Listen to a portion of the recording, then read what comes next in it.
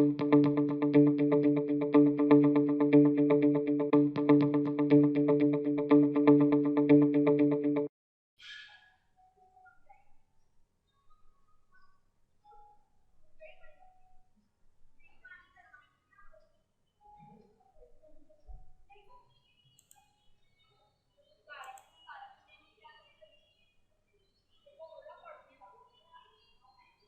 Students, मैं Amit Tiwari data structure के आज के लेक्चर में आपसे फंक्शन के बारे में डिस्कस करेंगे। सी लैंग्वेज में जो फंक्शन यूज़ किए जाते हैं, सबसे पहले हम ये समझ लें कि फंक्शन होता क्या है।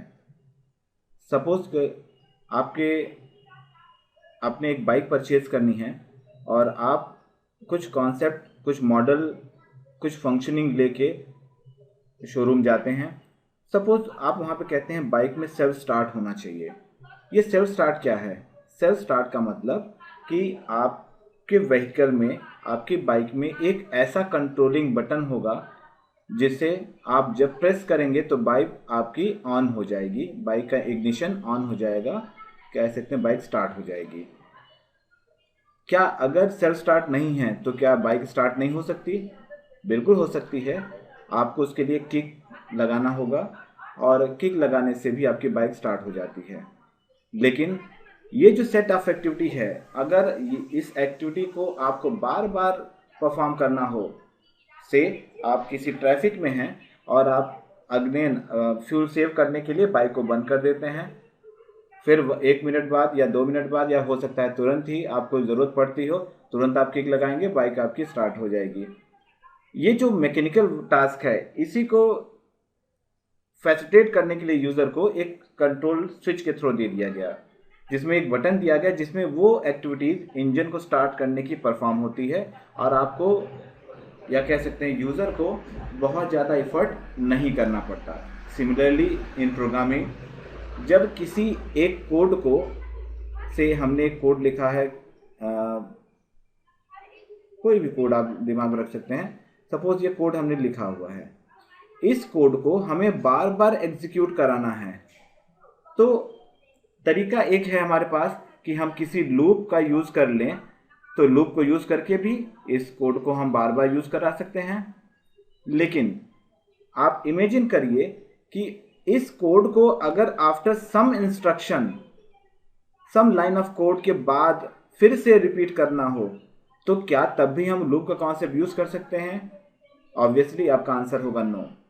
एग्जाम्पल हम अगर देना चाहें कि एक हमने लूप यूज़ किया है for i is equal to 0, i less than 10, i plus plus, right. और इसके अंदर हमने एक स्टेटमेंट लिखा है printf से हेलो। तो ऑब्वियसली इस सेट ऑफ कोड का आउटपुट अगर आपसे पूछा जाए तो आप बिल्कुल कहेंगे कि 0 से लेके 9 तक ये लूप आइटरेट होगा, i की वैल्यू 0 से लेके 9 तक के लिए। तो हम कह सकते हैं 10 टाइम्स हेलो वर्ड प्रिंट करेगा। लेकिन अगर आपसे ये कहा जाए कि इस हेलो वर्ड को कंटिन्यूअस 10 टाइम्स प्रिंट ना करके एक बार प्रिंट किया जाए, फिर कुछ इंस्ट्रक्शंस हों, डिफरेंट टाइप के इंस्ट्रक्शंस हों, अगेन आपको हेलो प्रिंट करना हो, फिर आपको डिफरेंट इंस्ट्रक्शन देना हो, तो क्या तब भी हम लूप को यूज़ कर सकते हैं? ऑब्वियसली आपका आंसर होगा नो। तो इस तरह की एक्टिविटी जहां पे कुछ सेट ऑफ कोड को हम बार बार यूज करना चाहते हैं, बट इट मे और may not be continuous execution अगर किसी एक कोड का या सेट ऑफ कोड का नहीं करना है या नहीं करना चाहते, तब हम फंक्शन का यूज कर सकते हैं। तो यहां पर हम इस चीज को इस तरह भी समझ सकते हैं कि फंक्शन से क्या होगा, फंक्शन आपको एक ऐसा कंट्रोल बटन क्रिएट करके देगा, एक स्विच ऐसा बना के देगा कि when ever you press it, इस बटन के अगेंस्ट में जो सेट ऑफ एक्टिविटीज डिफाइंड की गई हैं कहीं पर, वो सारी सेट ऑफ एक्टिविटीज परफॉर्म हो जाएंगी, राइट। मैन्युअली आपको बार बार इस लाइन ऑफ कोड को लिखने की जरूरत नहीं होगी। आई थिंक मेरा पॉइंट क्लियर हो रहा होगा। तो फंक्शन से आपको यह फैसिलिटी मिलती है। अगेन अगर ये फैसिलिटीज मिल रही हैं तो ये जो फंक्शन को हम यूज करने की बात कर रहे हैं इसको कैटेगराइज किया गया है and that is called as a function calling. Function calling, function calling का मतलब कि वो कंट्रोल जिसके थ्रू आप इस फंक्शन के अंदर जो सेट ऑफ एक्टिविटीज डिफाइन की गई हैं उसे एग्जीक्यूट करना चाहते हैं, वो कंट्रोल ट्रांसफर करने काम करता है फंक्शन, राइट। जब हम कंट्रोल देंगे, जब हम प्रेस करेंगे तो इसमें कुछ इनपुट भी होगा, इस फंक्शन के अंदर कुछ इनपुट भी जाएगा। इस इनपुट को ही जो फंक्शन के अंदर हम देते हैं that is called as a parameter, right. तो फर्दर इसको डिटेल में आज के लेक्चर में देखते हैं। पहले हम देख लेते हैं कि क्या होते हैं, क्या कैटेगरीज अवेलेबल हैं फंक्शन की। नॉर्मली फंक्शन को हम दो ब्रॉड कैटेगरीज में डिवाइड करते हैं। First one is called as a library function and second one is called as a user defined function. So library functions क्या होते हैं, इनको देखते हैं हम पहले। Library function, first of all library function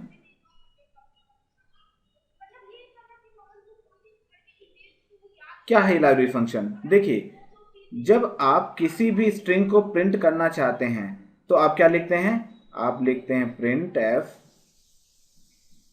और वो स्ट्रिंग जो आप टेक्स्ट प्रिंट करना चाहते हैं वो प्रिंट एफ के अंदर लिख देते हैं।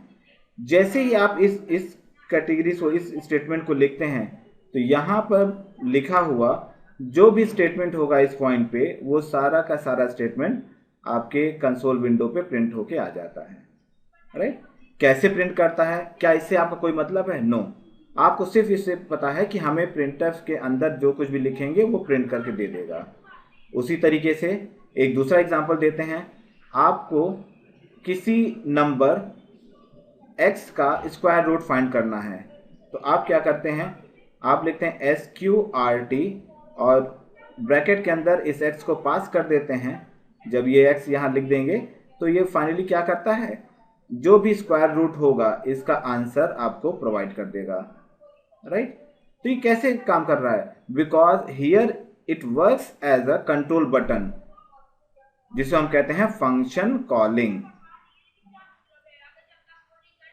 राइट। तो फंक्शन कॉलिंग कैसी होगी, फंक्शन कॉलिंग हम तभी करेंगे जब ये फंक्शन कहीं पर डिफाइंड हो। अगर विदाउट डेफिनेशन हम फंक्शन को कॉल करेंगे तो प्रोग्राम में एरर आ जाएगी, क्लियर। और वो प्लेस जहां फंक्शन डिफाइंड होता है इसे हम कहते हैं लाइब्रेरी,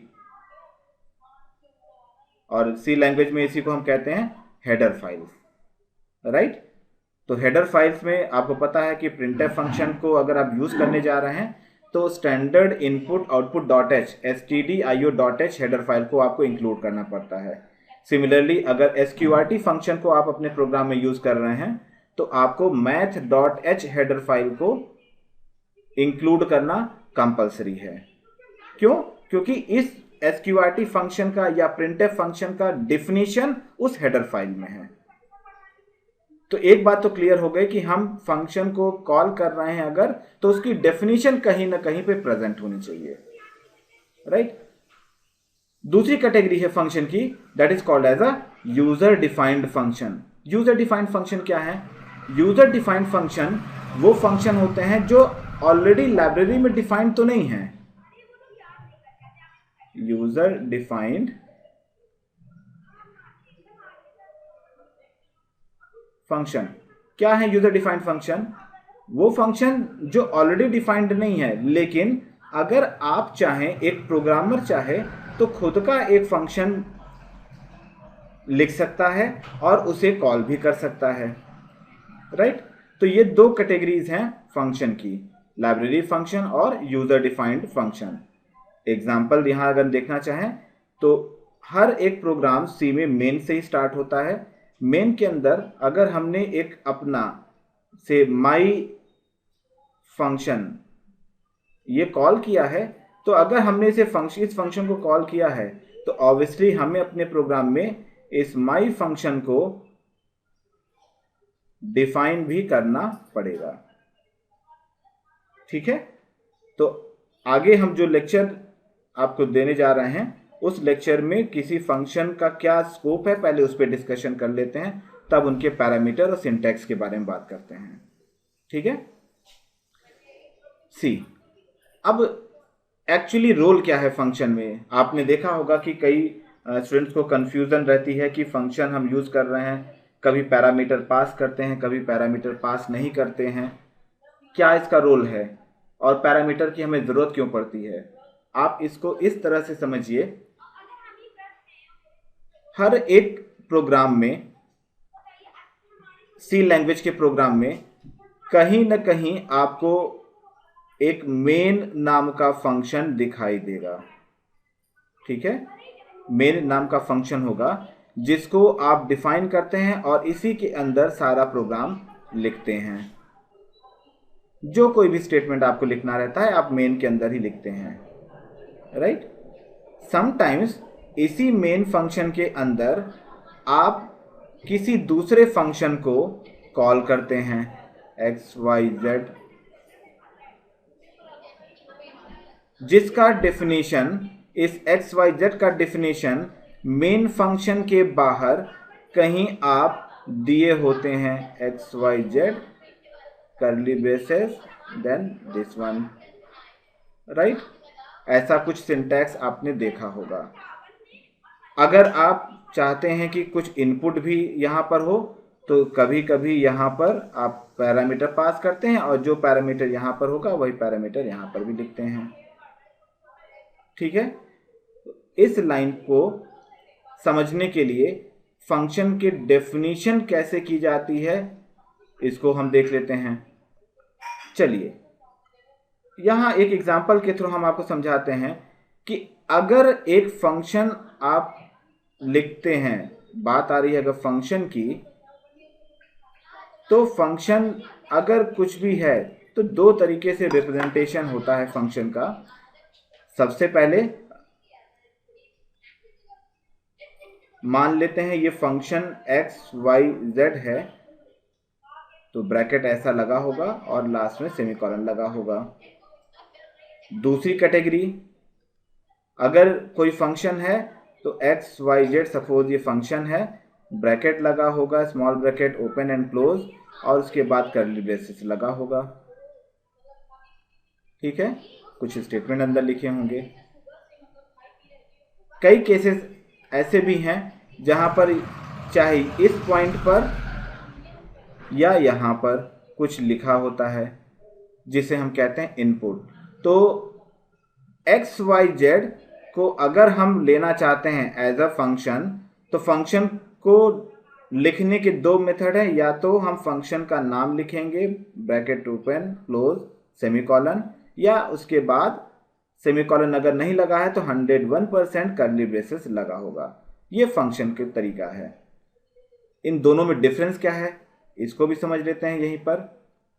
देखिए, अगर XYZ नाम का कोई फंक्शन है और उसके पास सेमीकोलन लगा हुआ है तो ये कहलाता है फंक्शन कॉलिंग। इसे हम क्या कहते हैं? Function calling. ठीक है, फंक्शन को कॉल करना, इट मीन्स कि अब हम प्रोग्राम के कंट्रोल को उस जगह ट्रांसफर करना चाहते हैं जहां ये फंक्शन डिफाइंड है। और अगर सेमीकोलन नहीं लगा है, कर्ली ब्रेसेस लगा है, तो ये जो पूरा मॉड्यूल है, ये जो स्टेटमेंट लिखा गया है, this particular format is called as a function definition. Function definition. तो दो चीजें होती हैं, फंक्शन कॉलिंग और function definition, right. Okay, function definition कभी भी किसी फंक्शन के अंदर नहीं होगा, वो चाहे मेन फंक्शन ही क्यों ना हो। इस बात को नोट कर लीजिए, फिर से याद रखिए, फंक्शन डेफिनेशन कभी भी किसी फंक्शन के अंदर नहीं होगा। That is one thing.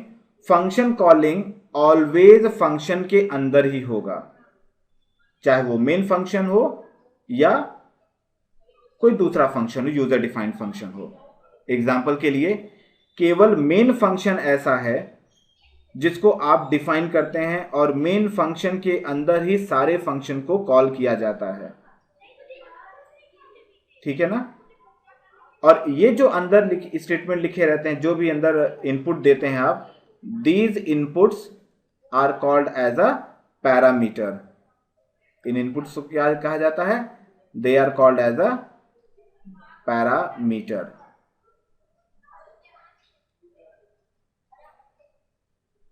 Sometimes इसको आप समझने के लिए कह सकते हैं इनपुट।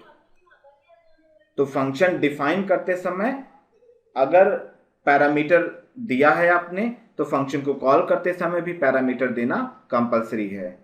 लेकिन अगर फंक्शन डेफिनेशन में पैरामीटर नहीं है, तो फंक्शन को कॉल करते समय भी आप पैरामीटर नहीं देंगे। ठीक है। सेकेंड थिंग, जिस टाइप का जो इनपुट यहां दिया गया है, जो डेटा टाइप यहां पैरामीटर्स के होंगे, फंक्शन कॉल करते समय भी वही पैरामीटर यहां पर होंगे, उसी डेटा टाइप का पैरामीटर अंदर पास करेंगे। फंक्शन को पैरामीटर डिफाइन करते समय जितने पैरामीटर होंगे 1 2 3 4 जितने पैरामीटर होंगे, फंक्शन कॉल करते समय भी आपको उतने ही पैरामीटर देने पड़ेंगे। ये कुछ रूल्स हैं जिसे आपको याद रखना पड़ेगा। दोबारा सुनने के फिर से आप चाहे तो वीडियो को पॉज कर लीजिए, बैक जाइए और दोबारा इस वीडियो को देखिए। ठीक है। अब आते हैं रेंज की बात। क्या है ये?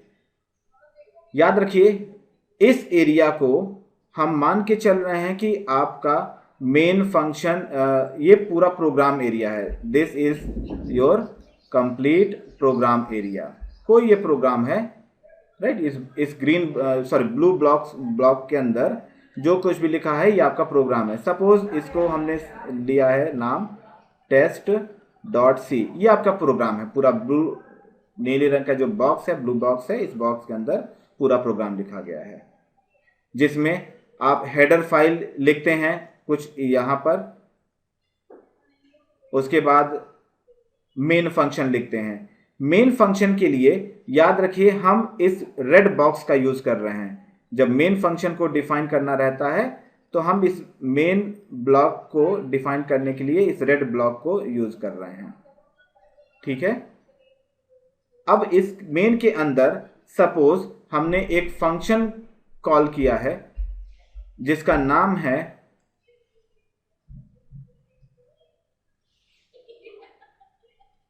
फैक्टोरियल, और ये फंक्शन कॉल कर लिया। तो क्या इस फंक्शन का डेफिनेशन मेन के अंदर लिख सकते हैं? बताइए। नो। इस फंक्शन का फैक्टोरियल का जो डेफिनेशन होगा वो इस रेड ब्लॉक या कह सकते हैं मेन ब्लॉक के बाहर करना होगा। चलिए मानते हैं हम इस फैक्टोरियल के डेफिनेशन को हमने मेन के बाहर कहीं पे डिफाइन कर रखा है। डिफाइन करने का मतलब फिर से कर्ली ब्रेसेस लगा होगा, कुछ स्टेटमेंट यहां लिखे होंगे। कोई दूसरा फंक्शन भी हो सकता है आपने डिफाइन किया हो, जिसे हम यहां पर लिख दे रहे हैं माई फंक्शन। ठीक। अब देखिए कैसे काम होता है। हम दो तरीके से फंक्शन को एक्सेस कर सकते हैं। इनकी जो एक्सेसिबिलिटी है वो एक्सेसिबिलिटी को समझिएगा, यहां पे थोड़ा ध्यान लगाइए।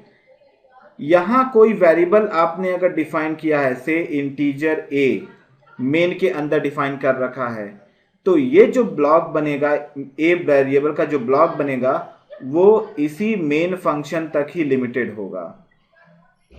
तो क्या अगर हम फैक्टोरियल में इस a को एक्सेस करना चाहें तो क्या एक्सेस कर सकते हैं? नहीं। क्यों? क्योंकि ये इस ब्लॉक के अंदर, ये लिमिटेड है। इस ब्लॉक के अंदर ए का जो स्कोप होगा वो इस मेन फंक्शन के अंदर ही होगा। चलिए इस एक दूसरा एग्जांपल देखते हैं। फैक्टोरियल के अंदर हमने इंटीजर x नाम का एक वेरिएबल डिफाइन कर रखा है। तो इसमें क्या होगा, यहां पर भी एक ब्लॉक बनेगा इस मेन के बाहर फैक्टोरियल फंक्शन के लिए, जिसकी एसिबिलिटी क्या होगी, केवल इस फैक्टोरियल के अंदर होगा। तो क्या ये इस x को मेन फंक्शन यूज कर सकता है? नहीं। कभी भी एक फंक्शन दूसरे फंक्शन के डेटा को एक्सेस नहीं कर सकता। इसको याद रखिएगा। फिर से सुनिए, कभी भी एक फंक्शन दूसरे फंक्शन के डेटा को डायरेक्टली एक्सेस नहीं कर सकता। नाम सेम होगा तब भी हम एक्सेस नहीं कर सकते। अगर यहाँ पे इंटीजर a लिखा हुआ है और यहाँ पर भी हम इंटीजर a लिख दें, तब भी हम a की वैल्यू को इस जगह से फैक्टोरियल के अंदर रहते हुए एक्सेस नहीं कर सकते। ठीक है, तो क्या करना होगा हमें, इसके लिए हमें कुछ चैनल बनाने होंगे, और इसे कहा जाता है जब एक फंक्शन के डेटा को या वैल्यू को हम किसी दूसरे के फंक्शन एक्सेस करना चाहते हैं, तो आपको कुछ लूप होल बनाने पड़ेंगे, कुछ रूल ऐसे बनाने पड़ेंगे जिससे हम उन डेटा को एक्सेस कर सकें। और इसी एक्सेसिंग राइट को, इसी एक्सेसिंग फॉर्मेट को कहा जाता है थ्रू द पैरामीटर्स। तो अगर हम चाहते हैं कि ये यहाँ पर जो वैल्यू दी गई है, इस फैक्टोरियल के अंदर जो वैल्यू दी गई है, वही वैल्यू इस फैक्टोरियल के अंदर भी है, यहाँ पर भी हम एक्सेस करें, तो क्या करना होगा, इस वैल्यू को यहाँ पे शिफ्ट करना पड़ेगा यूजिंग अ पैरामीटर।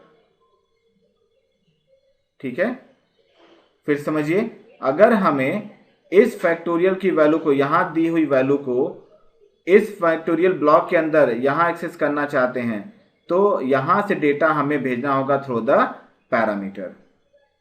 राइट, एक तरीका यह है with the help of parameter. क्या दूसरा कोई मेथड भी है? Yes, there is one another method, कि अगर कोई वेरिएबल हम इस प्रोग्राम में डिफाइन कर दें, किसी मेन फंक्शन के अंदर ना हो या किसी फंक्शन के अंदर वेरिएबल ना डिक्लेयर करके, अगर हम उसे बाहर कहीं डिक्लेयर करते हैं, सपोज यहां पर हम डिफाइन कर लेते हैं एक वेरिएबल इंटीजर x, जिसकी वैल्यू हम देते हैं 5। तो ये जो इंटीजर x की वैल्यू हमने 5 दिया है, ये इस पूरे प्रोग्राम में जितने फंक्शन डिफाइन किए जाएंगे, हर एक फंक्शन के अंदर इसे एक्सेस किया जा सकता है। फिर सुनिएगा, अगर हम किसी फंक्शन के अंदर वेरिएबल डिक्लेयर ना करके इन सब के बाहर वेरिएबल डिक्लेयर करते हैं, तो हम इस वेरिएबल की वैल्यू को किसी भी फंक्शन के अंदर एक्सेस कर सकते हैं। राइट, तो इस टर्म में हम एक नए डेफिनेशन की तरफ आगे बढ़ रहे हैं। जब किसी वेरिएबल को किसी फंक्शन के अंदर डिक्लेयर ना करके उस प्रोग्राम में कहीं भी एक्सेस किया जाए, ऐसे लॉजिक को कहा जाता है, this type of variable is called as a global variable. Global variable, right. और जब कोई वेरिएबल किसी फंक्शन के अंदर डिक्लेयर होता है, जैसे यहां पर ए डिफाइन किया गया है, फैक्टोरियल में x डिफाइन किया गया है, तो ये सारे वेरिएबल जो किसी फंक्शन के अंदर डिक्लेयर करते हैं, इसे कहा जाता है लोकल वेरिएबल। राइट, तो दोनों कॉन्सेप्ट आपके पास क्लियर है। लोकल वेरिएबल क्या होते हैं? जब कोई वेरिएबल किसी फंक्शन के अंदर डिफाइंड होता है तो उसे कहते हैं लोकल वेरिएबल, और अगर कोई वेरिएबल किसी भी फंक्शन के अंदर डिफाइंड ना हो, इसका मतलब उसका scope throughout the program हो, तो उसे कहा जाता है ग्लोबल वेरिएबल। अब यहां स्कोप टर्म हमने यूज किया है। स्कोप का मतलब क्या है? स्कोप का मतलब कि इस वेरिएबल का जो एक्सेसिंग होगी वो कहां तक होगी। जैसे वेरिएबल ए यहां पर हमने यूज किया है, तो ये ए की एक्सेसिंग कहां तक होगी? केवल मेन के अंदर। एक्स वेरिएबल यहां डिफाइन किया है हमने, एक्स की एक्सेसिंग कहां तक होगी? केवल फैक्टोरियल के अंदर। लेकिन एक्स वेरिएबल ये जो बाहर हमने डिफाइन किया है, इसकी एक्सेसिंग कहां तक होगी? ये प्रोग्राम के अंदर किसी भी जगह पर, चाहे वो मेन के अंदर हो या फैक्टोरियल के अंदर हो, दोनों जगह इस वैल्यू को हम एक्सेस कर सकते हैं। ठीक है, तो एक फंक्शन से दूसरे फंक्शन में डेटा ट्रांसफर करने के आपके पास दो मेथड हैं। एक तरीका है यूजिंग ग्लोबल वेरिएबल और दूसरा तरीका है यूजिंग पैरामीटर्स। क्लियर? तो इसे हम चाहे तो नोट कर सकते हैं कहीं पर।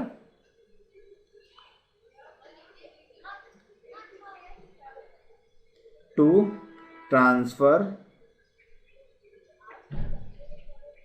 वैल्यू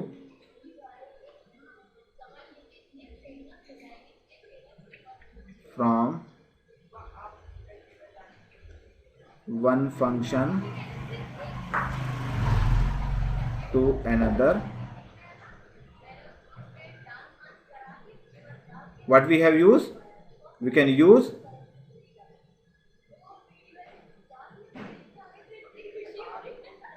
ग्लोबल वेरिएबल, और दूसरा तरीका क्या है, यूजिंग पैरामीटर्स,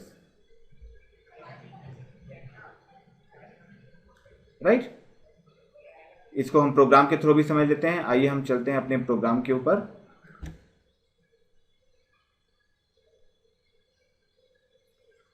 ओके, ये प्रोग्राम एक हमने दिया है, जरा स्क्रीन को वीडियो को पॉज करिए और आप सोच के बताइए कि इसका आउटपुट क्या आएगा। चलिए आपकी सुविधा के लिए एक बार इसे रन करके देख लेते हैं हम लोग।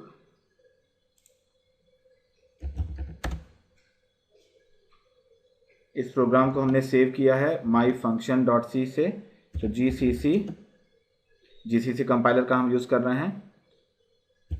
myfunction.c, ऑब्जेक्ट फाइल के लिए -o myfunction। देखिए एरर मैसेज आया। क्यों एरर मैसेज आया है, अब इसको भी यहां पे क्लियर करते चलते हैं। देखिए कुछ एरर्स हैं, पहले एरर को पढ़ना सीखते हैं हम। सबसे पहले error, implicit declaration of function myfunc। ये क्यों आ रहा है, क्योंकि जब भी हम फंक्शन को कॉल करते हैं तो फंक्शन का डेफिनेशन प्रेजेंट होना चाहिए, बट हमें फंक्शन का प्रोटोटाइप भी बताना होता है। फंक्शन का प्रोटोटाइप का मतलब कि फंक्शन को यूज करने से पहले हमें यह बताना होगा कि ये फंक्शन क्या है, इसका रिटर्न टाइप क्या है और इसके अंदर पैरामीटर्स क्या पास हुए हैं। तो इसको बताने का तरीका क्या है, देखिए जब हम फंक्शन को डिफाइन कर रहे हैं वॉइड फंक्शन, तो जो फंक्शन का डेफिनेशन है इसी को यहां पर हमें लिखना होगा। रिटर्न टाइप क्या है फंक्शन का, वॉइड। क्योंकि क्यों वॉइड लिख रहे हैं, क्योंकि इस फंक्शन को जब हम कॉल कर रहे हैं तो किसी जगह पर इसे असाइन नहीं करने वाले, इसमें जो रिटर्न टाइप है कुछ भी हम नहीं मांग रहे हैं, इसलिए void. Then function name myfunction, और पैरामीटर में बिकॉज कुछ भी नहीं पास किया हुआ है तो इसलिए यहां पर void फंक्शन लिखा हुआ। तो इस मेथड के थ्रू, this method is called as a function prototype.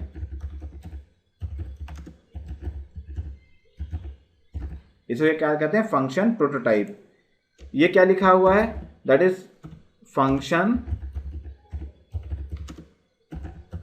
Calling, और यहां पे इस पॉइंट पर ये क्या है, function definition.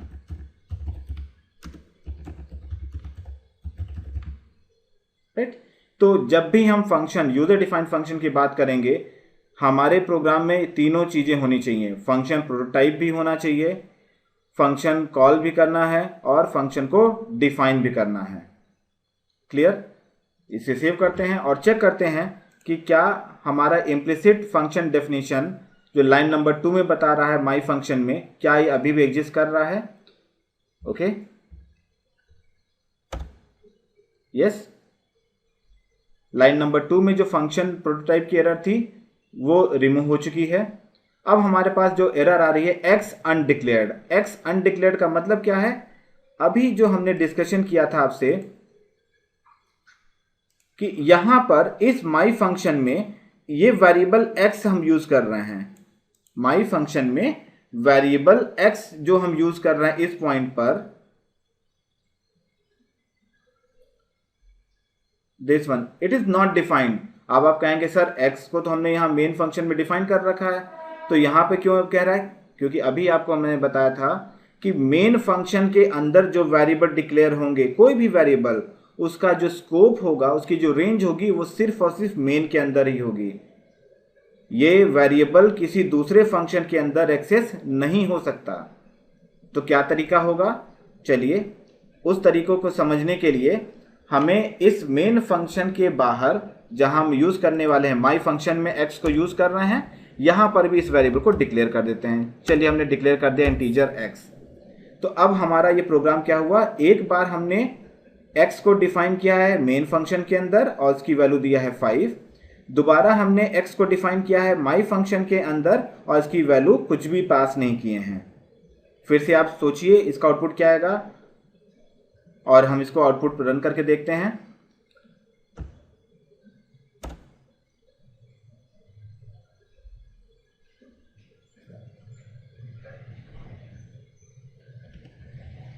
Let's program now save, yes it is saved right now. फिर चेक करते हैं तो प्रोग्राम में तो एरर नहीं है। अब हम इसका आउटपुट देख लेते हैं। आउटपुट के लिए डॉट बैकस्लैश माई फंक्शन, ये ऑब्जेक्ट फाइल था। अब देखिए value of x in main is 5 and value of x in my function, ये कोई रैंडम नंबर आ रहा है, ये कुछ भी आंसर है जो कि एक्सपेक्टेड नहीं था। अब हम प्रोग्राम के थ्रू देख समझना चाहें तो अब देखिए जब हमने फंक्शन को डिक्लेयर किया, मेन फंक्शन को यहाँ पे डिफाइन कर रहे हैं, this block is called as a main function definition, it is called as a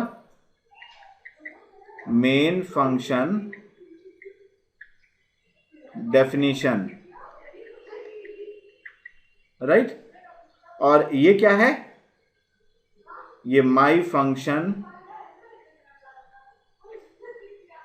definition, right.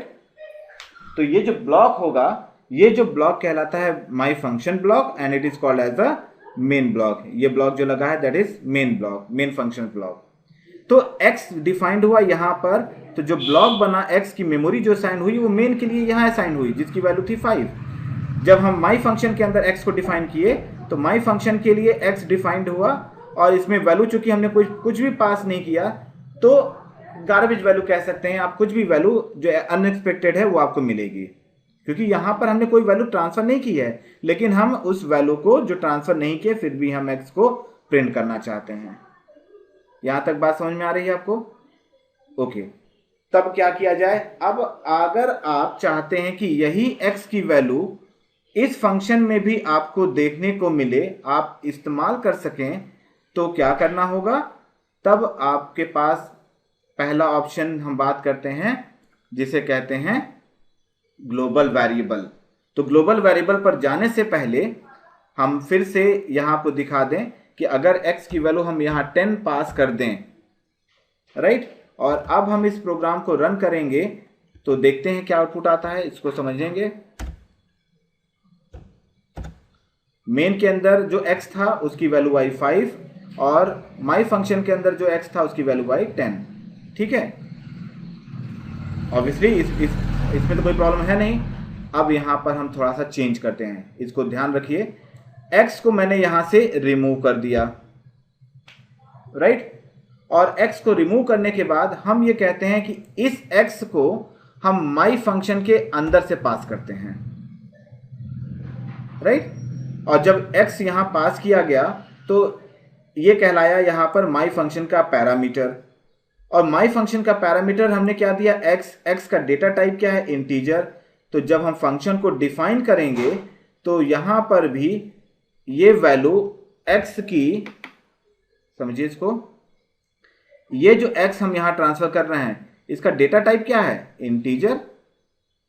तो जब हम माई फंक्शन लिखेंगे, डिफाइन करेंगे, यही वैल्यू यहां पर हम सेंड करेंगे, बिकॉज यही एक तरीका है जिसके थ्रू किसी एक फंक्शन से दूसरे फंक्शन में आप डेटा ट्रांसफर कर सकते हैं। इसके अलावा कोई दूसरा तरीका नहीं है। तो जब हम फंक्शन कॉल करेंगे तो फंक्शन कॉल करते समय अंदर जो वैल्यूज हम पास करेंगे, जो वेरिएबल दे रहे हैं, एक चीज की वैल्यू दे रहे हैं, ये वैल्यू यहां पर आएगी।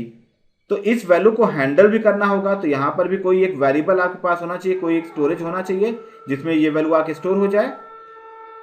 तो इसे परफॉर्म करने के लिए जो तरीका है that is a variable should be there. एक वैल्यू आपने ट्रांसफर किया इंटीजर टाइप का, तो यहां पर भी एक वेरिएबल हम ले लेते हैं, किसी नाम का हो सकता है, नाम सेम होना कंपलसरी नहीं है।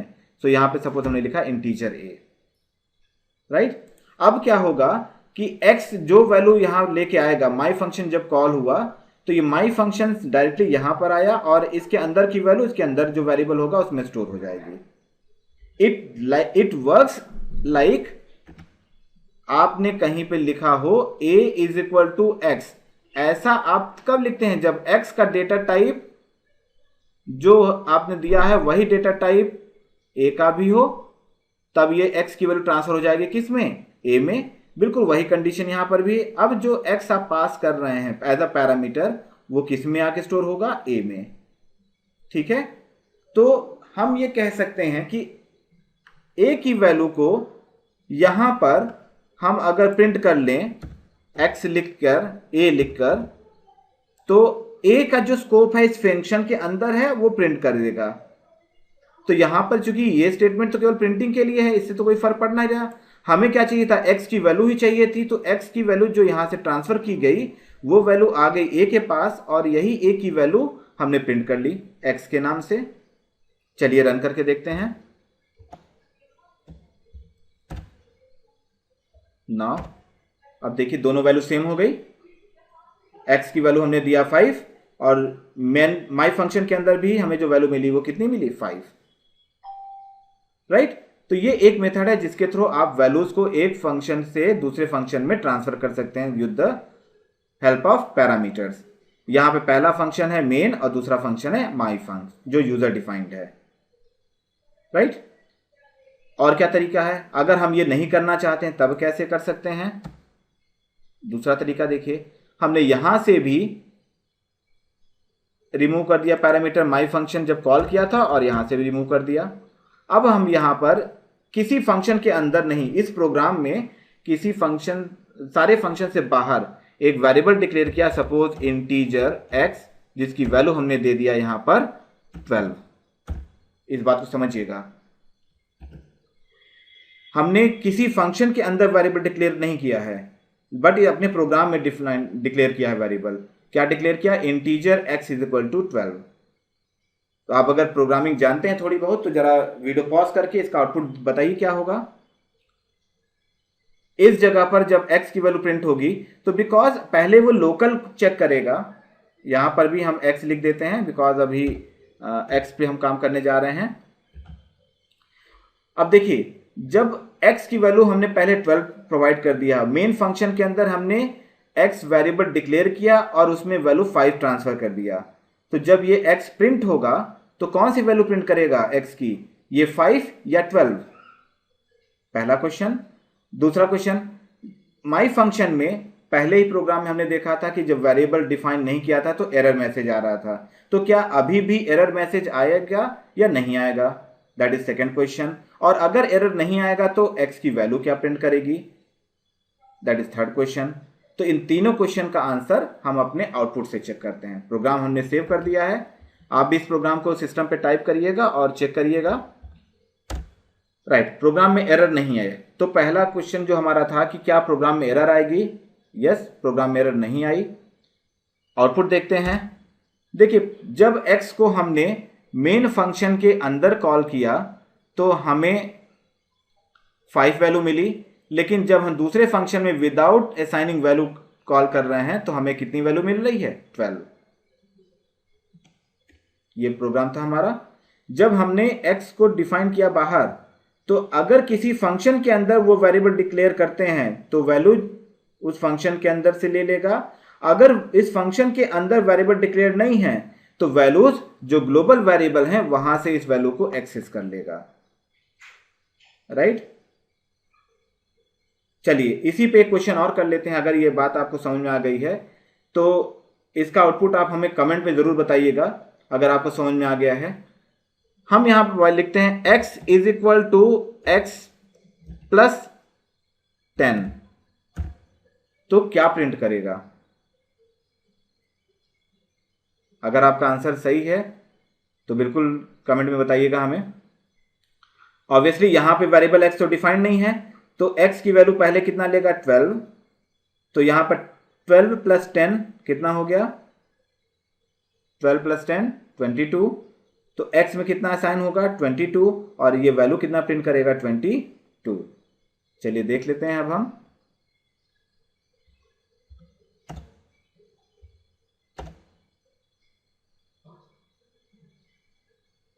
क्या हुआ, आंसर आपका 22 नहीं आया। बिल्कुल आप सही कह रहे हैं। फंक्शन x जो ग्लोबल वेरिएबल है, इस वेरिएबल की वैल्यू को आप चेंज कर रहे हैं। x की वैल्यू को आप चेंज कर रहे हैं, तो यहां पर जो प्रिंट कर रहा है, अब देखिए अभी आपको कुछ समझ में आएगा। क्या हुआ, मैच कर गया आंसर? बिल्कुल सही है। जब आप बाहर से वैल्यू यहां पर आ गई तो 22 हो गया, बिल्कुल आंसर सही था। पहली बार 12 ही आंसर आया था क्योंकि मैंने फाइल को सेव नहीं किया था।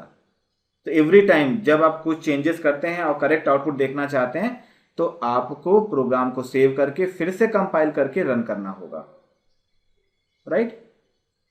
सो आई होप आज के लेक्चर में आप फंक्शन को यूज करना, फंक्शन में पैरामीटर पास करना दोनों सीख चुके होंगे, राइट। अगर और लेक्चर आपको इस पर चाहिए तो प्लीज हमें कमेंट करके बता दीजिएगा। Thank you very much.